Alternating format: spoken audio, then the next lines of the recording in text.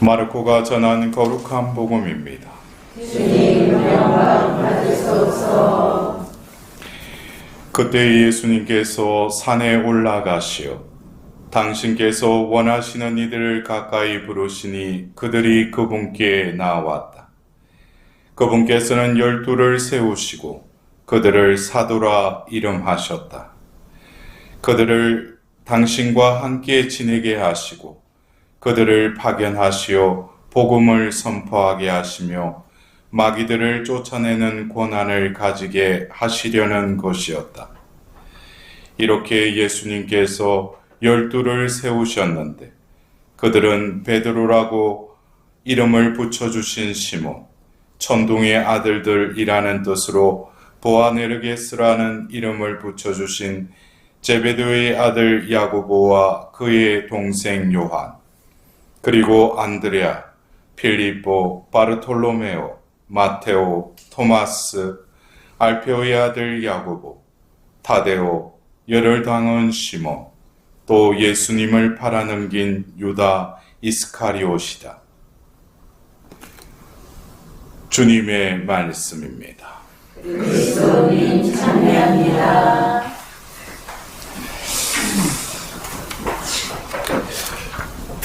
올해도 우리가 이 전례력을 새로운 새해를 맞이하면서 새로운 전례력을 또 우리가 지내면서 대림 시기와 또 성탄 시기를 지내고 지금 이제 연중 시기에 접어들었습니다. 우리가 성탄 시기에 말씀이 사람이 되시어 우리에게 오신 그분을 마테오복음서에서는 또 임마누엘이 무슨 뜻이죠? 하나님께서 우리와 함께 계신다. 예, 여러분들도 알 거는 아시네, 그래도, 그죠? 임마누엘, 하나님.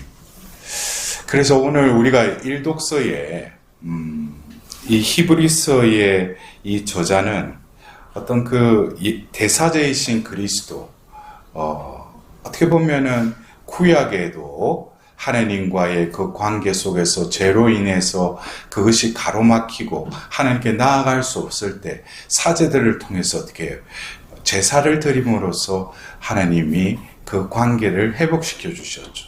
그러나 이제 이 새로운 시대가 오면서 이 대사제이신 멜키세덱의 그 대사제 직분을 그리스도를 통해서 한 번의 제사로 영원한 효력을 드러내는 희생제사를 드리신 분이시다라고 하면서 오늘 이 계약에 대해서 말씀하고 있죠.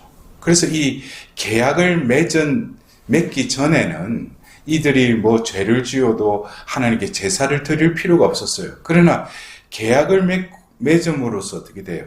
그들의 관계가 이제 하나님과 뗄래야 뗄 수 없는 어떤 관계가 성립이 됐다는 거예요. 이 계약을 통해서. 그래서 우리가 계약이라고 하는 버릿이라고 하는 히브리어의 이 계약을 맺음으로써 이제 하나님과의 공적인 관계 그리고 법적으로 맺은 그 관계가 인격적으로 또 성립이 됐다는 거예요. 이것이 계약의 결과죠. 그것으로 인해서 어떻게 돼요? 나는 너희들의 하나님이 되고 너희는 나의 백성이 될 것이다. 이것이 하나님께서 뭐 계약을 맺으시고 너희들은 이거를 지켜라, 이거를 또 하지 마라. 이런 계약의 관계가 아니라는 거예요. 하나님이 맺으신 계약은 인격적인 관계 속에서 너희와 계약을 맺음으로써 뭡니까? 나는 너희의 하나님이 될 것이라는 거예요. 그래서 너희들이 어디를 가든지 내가 그 시대에도 수많은 신들이 많았죠. 다들 우상이지만. 그러면서 하나님이 당신이 신이신데 그 시대에 많은 신들 중에 너희들을 어떻게 했다고 했어요? 이집트 땅에서 독수리 날개에 태워서 이끌어온 이 신이다 라고 당신을 소개하면서 당신은 다른 신들과 달리 뭡니까? 다른 신들은 뭐예요? 그 앞에 가서 내 거 이거 좀 들어달라고 하고 예물 바치고 이는 신이 아니라는 거예요. 너희들에게 생명의 길, 너희들에게 그 축복의 길로 이끄는 하나님이시라는 거예요. 근데 결국 이스라엘 백성들은 그 하나님과 계약을 맺고도 어떻게 됐어요? 그러나 우리가 구약의 이스라엘 백성들을 보면서 야, 저들은 왜 저렇게 계속 저렇게 죄를 짓고 살아가는가 그러지만은 그 생각을 하고 있는 자기 자신도 한번 들여다봐야 돼요. 예? 내가 구약을 살고 있으면은 신약의 시대를 살고 있더라도 결국 구약의 백성으로 살아가는 거예요. 결국 구약과 신약의 분기점은 뭐로 인해서 일어납니까? 바로 예수 그리스도가 이 땅에 오심으로써 새 시대가 열린 것이죠. 그래서 우리가 며칠 전에도 그 단식 문제로 해서 그 바리사이들이 예수님께 또 논쟁을 벌이려 하자 예수님께서는 또 다른 차원에서 이 단식을 또 풀이해 주시면서 비유를 드시죠. 그러면서 헌 천조각과 새 옷이 어울리겠느냐? 응? 그리고 새 포도주를 어떻게 헌 가죽 부대에 넣을 수 있느냐라고 비유적으로 이야기하는데 그들을 알아듣지는 못죠. 왜냐하면 이거는 존재론적인 차원에서 예수님이 단식의 의미를 다시금 의미를 부여하셨기 때문에 결국 이 새 포도주, 새 옷 이것은 결국 뭡니까?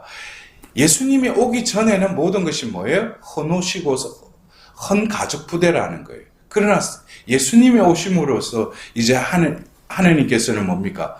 임마누엘의 하나님이신데 구약에서는 하늘에 계시면서 또 이스라엘 백성과 계약을 맺으시고 예언자들을 통해서 말씀하셨지만 이제 새 시대가 옴으로써 말씀이신 분이 인간이 되셔서 이 땅에 오셨다는 거예요. 그래서 예수님이 오심으로써 이 세상은 뭡니까? 새로운 시대가 시작됐다는 거예요. 그리고 예수님께서 이 땅에 오셔서 결국 당신이 하신 일 중에 결국 예수님은 옛 계약의 시대, 이게 구약이죠. 그럼 새 계약의 시대가 신약이죠. 뉴 테스타먼트, 계약. 결국 예수님은 자신의 그 희생 제물로 자신을 내어 드림으로 인해서 새 계약을 이루시는데 그것이 바로 뭐예요? 바로 이 성찬례를 통해서 우리가 이 미사에 참여한다라는 것은 다시금 자신의 존재를 인식하기 위해서 하나님께서 여러분들을 부르신 거예요. 그래서 우리가 개의식 때도 구원의 신비에 우리가 초대받고 신비 안으로 들어가는 거예요. 그래서 이 신비 안에서 먼저 뭡니까? 하나님께서는 그 영원한 생명의 말씀으로 그 자녀들에게 그걸 먹여주시는 거예요. 먹었을 뿐만 아니라 우리는 이 성찬례를 통해서 뭡니까? 내가 마지막 영성체를 하고 이제 내가 하나님의 그 임마누엘의 하나님과 함께 파견되었음에도 또 어떻게 살았어요? 나로 살았다는 거예요. 그것을 다시금 이 성찬례를 통해서 하나님이 회복시키시는 거예요. 구약의 하나님은 현존하셨지만 그들은 근접하지 못했죠. 예? 그래서 만남의 청막에도 모세만, 대사제만 1년에 한 번씩 들어갈 수 있었죠. 다른 이들이 들어가면 어떻게 돼요? 죽는 것이죠. 하나님은 절제된 어떤 간격을 유지하셨다면은 예수님은 이제는 뭡니까? 살을 지니시고 인간 사이에 들어오셨다는 거예요. 그러면서 이 임마누엘의 강도가 어떻게 돼요? 하늘에서 이제 땅으로 임하신 것이죠. 그래서 임마누엘의 하나님. 그러나 이 임마누엘 하나님께서 우리와 함께 계시다. 이것을 몸소 이 교회를 통해서 이제 이루시는데 먼저 오늘 복음의 말씀을 우리가 다시 들여다보면은 하나님 예수님께서 그냥 공생애 때 당신의 일을 또 수행할 후계자들 그들을 이렇게 부르시고 그들과 함께 하셨다. 그들을 제자 삼으셨다. 오늘은 뭐예요? 그들을 파견하시어 복음을 선포하게 하시기 위해서 사도라 또 이름하셨다. 이렇게 했죠.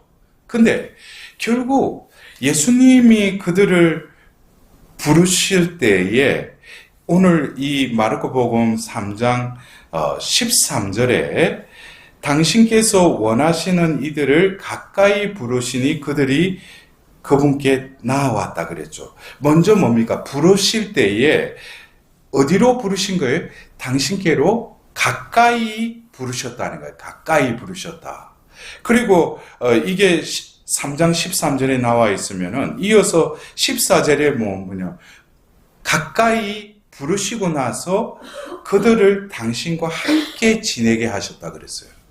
여러분들, 이게 우리는 임마누엘이 하나님이 우리와 함께 계시다라고 우리는 알고 있잖아요.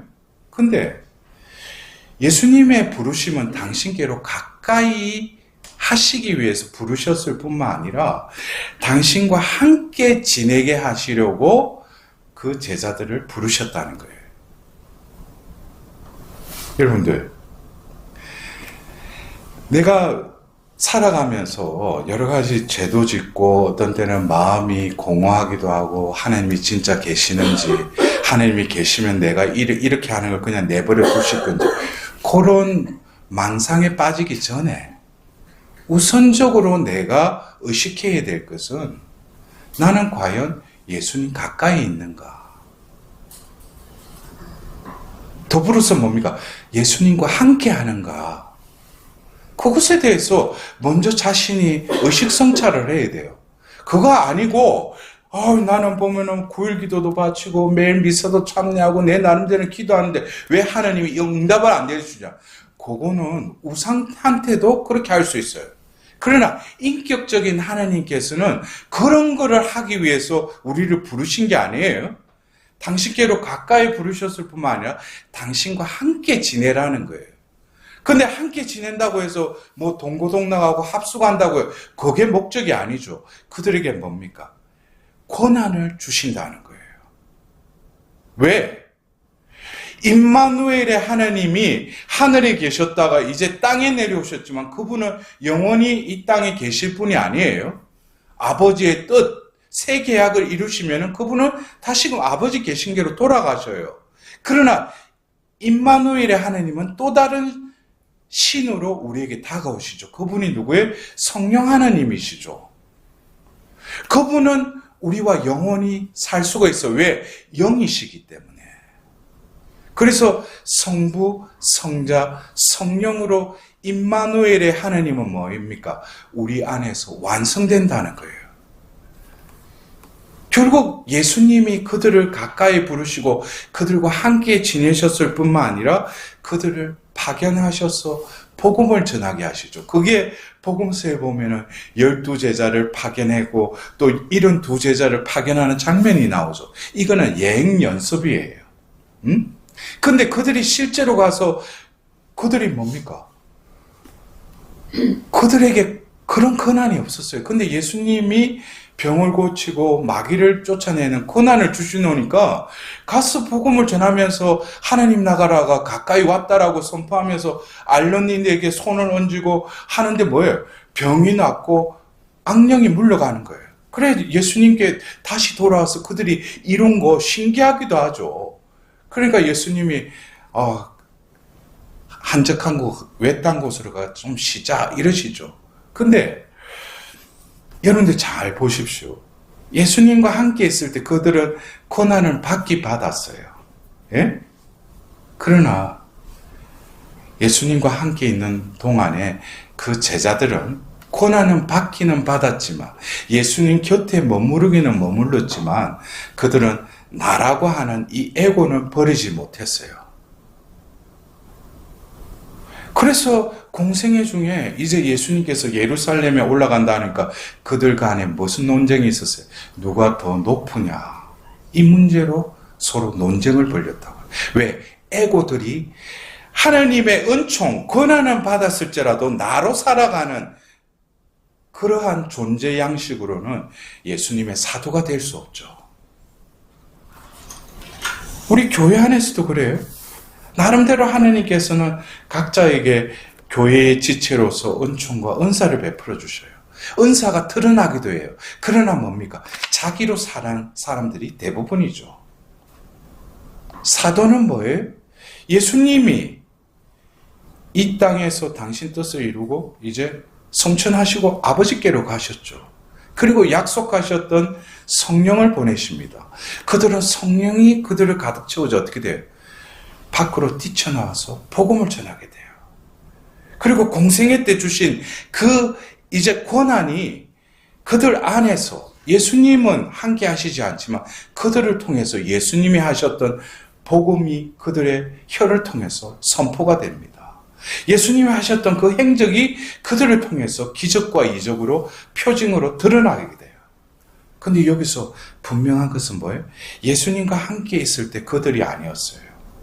그들은 나가 없어지고 사도가 되었던 거예요. 여러분들, 신앙생활이라는 것은 아직까지도 수십 년간 내 신앙생활에서 내 것, 내 계획, 내 원하는 것, 이거 이루어 달라고 성당 왔다 갔다 하는 사람들은 아직까지 뭡니까?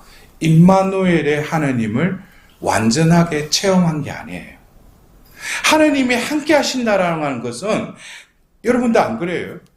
어린아이들이 부모하고 있을 때는 걱정해요. 갓난아기 때. 왜? 부모가 알아서 해주니까. 근데 조금씩 자기 길을 느끼기 시작하면 뭐예요? 이거 해라 그러면 안 해. 이러잖아요. 그거 왜냐? 자기가 생기기 시작, 형성하니까. 그러다가 사춘기 되면은 뭐예요? 시키는 거 반대로 행하죠. 그러다가 이제 청장년처럼 지나다가 이제 머리를 이제 조금씩 체력도 그렇고 모든 게 삶에서 실패도 경험하고 그럼 뭐예요? 이제 부모의 마음도 알게 될 뿐만 아니라 자식을 키우니까 이제 부모의 마음을 비로소 알게 되는 것이죠. 신앙생활도 그래요. 우리가 하나님이 함께 하신다. 머리로는 알아요. 근데 현실 속에서 살아가면서 하나님이 함께 하시는 그것에 나의 존재가 좀 더 의미를 두고 살아가는 것보다는 나로 살아가는 거예요. 그리고 필요할 때만 하나님 나와 함께 하시지 않습니까? 왜 나를 도와주지 않습니까? 그 사람은 아직까지 하나님 밖에 있는 거예요. 여러분들 이런 부분들을 잘 깨달아야 돼요. 그러면은 내가 임마누엘 하나님을 생각하는 뿐만 아니라 내가 믿고 그분과 함께 지낸다면은 내가 걱정할 게 뭐 있습니까? 내가 걱정해야 될 것은 뭐예요? 하나님과 함께 하지 않는 그것을 걱정해야죠. 내가 계획을 세우려고 할 때 자기에게 물어봐야 돼요. 왜 계획 세우려 하느냐? 하나님이 함께 하시지 않느냐? 이러면 할 말 없죠. 그래서 우리가 그것을 어떤 신앙적인 용어로 하면 현존이에요. 현존. 하나님이 우리와 함께 하신다. 그래서 신앙생활은 얼마만큼 하나님 현존 속에 살아가는 것. 순간순간 하나님이 함께 하심을 내가 느끼며 살아가는 것. 이것이 성덕이에요. 그래서 어떤 성인들은 제가 정확한 그 성녀의 제가 이름은 모르겠는데 이 성녀는 수녀원에서 자신이 주방에 주방에 받고 주방에서 일을 할 때도 냄비 안에도 예수님이 계신 거예요. 밖으로 다녀도 예수님 계신 거예요. 다른 사람 볼 때는 저 사람이 이상하다. 하나님이 함께 하신 것에 자신의 존재가 머물다 보면 어느 한순간에도 하나님이 나와 함께 하시고 하나님께서 여러 가지 모습으로 나에게 드러내시는 거예요. 그러나 뭐예요? 하나님이 현존보다는 자신의 현존으로 살아가는 이들은 뭐예요? 자기로 살아가는 것이죠.